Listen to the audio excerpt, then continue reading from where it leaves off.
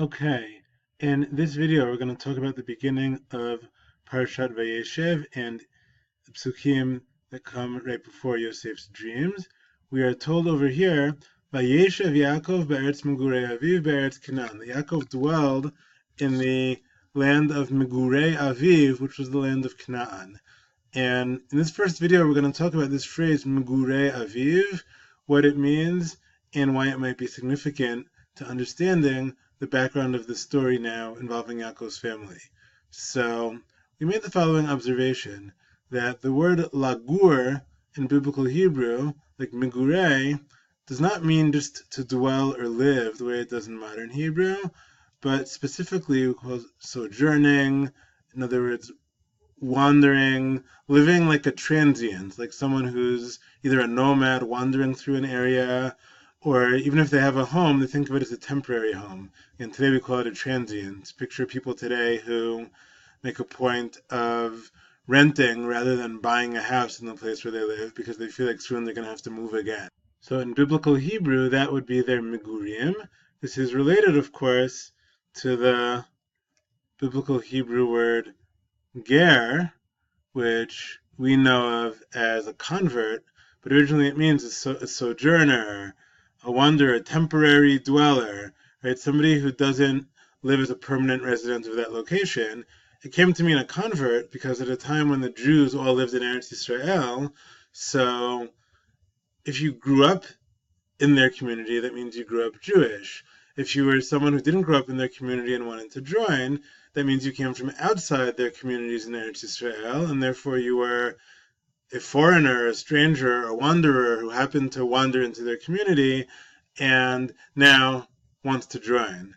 So this is the phrase that Eretz Megurei Aviv seems to be talking about the land in which the Avot wandered through it. And yet we're told about Yaakov, Vayeshev Yaakov. Now Yashav means to remain in a certain place, to dwell there. Sounds more like a word of settling the land. Right? I'm sure you're familiar with words like a moshav or a yishuv, places of settlement.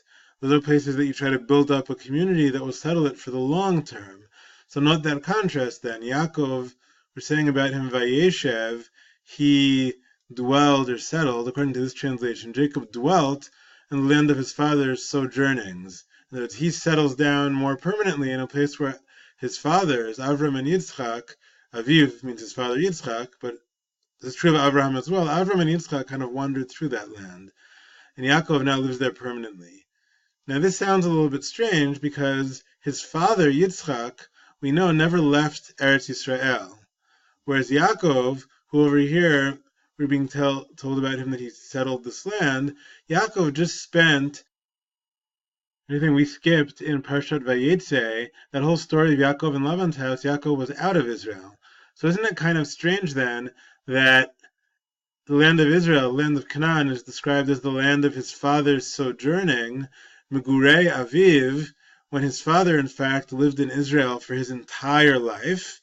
Meanwhile, Yaakov, who just spent a couple of decades in Aram, in Chutz La'aretz, about him we're told, Vayeshev, he settled there permanently.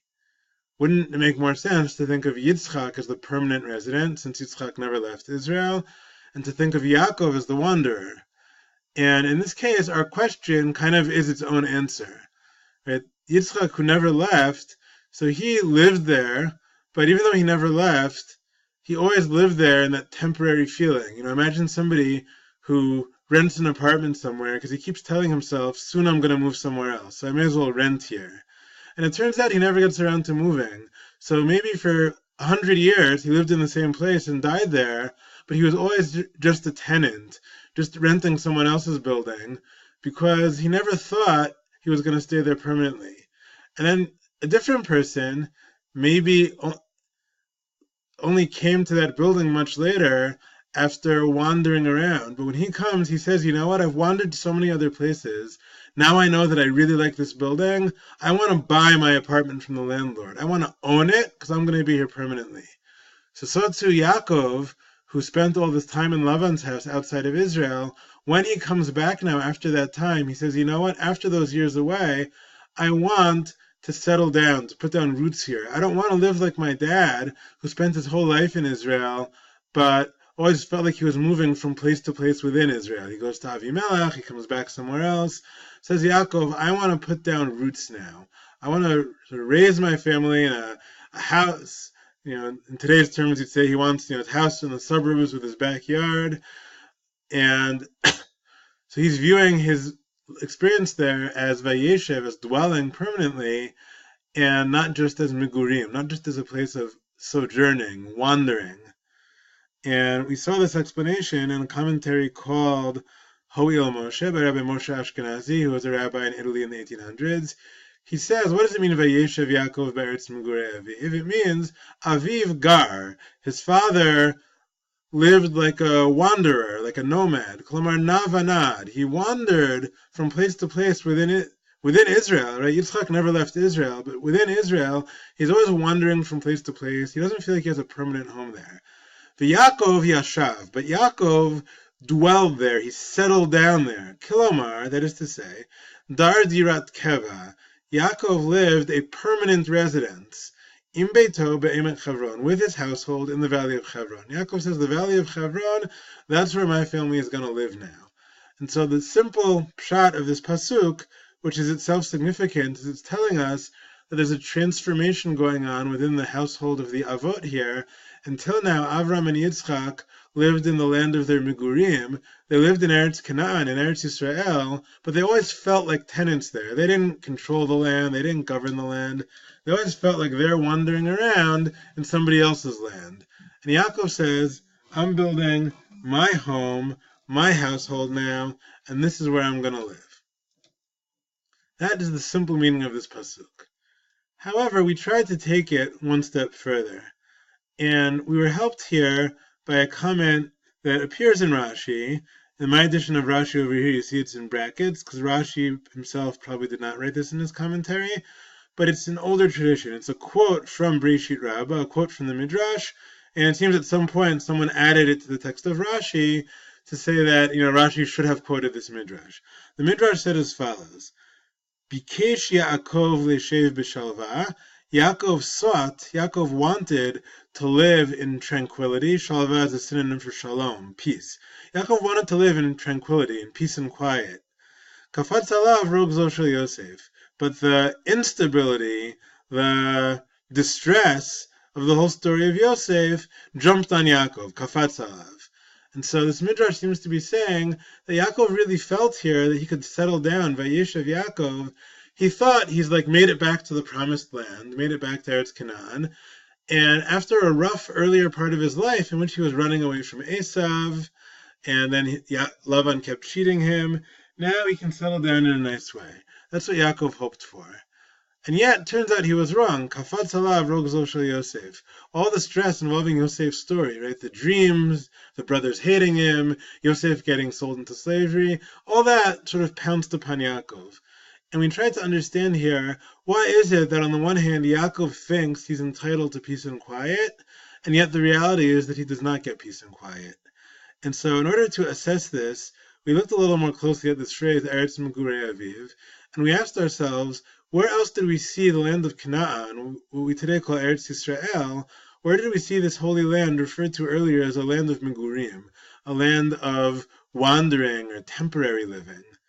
And this took us back to a sheet that we had looked at earlier in the semester, where we looked at the bracha that Yitzchak gave to Yaakov at the end of the story of the brachot, when Yitzchak admitted that Yaakov deserved the bracha, and he gave Yaakov what we called the Birkat Avraham.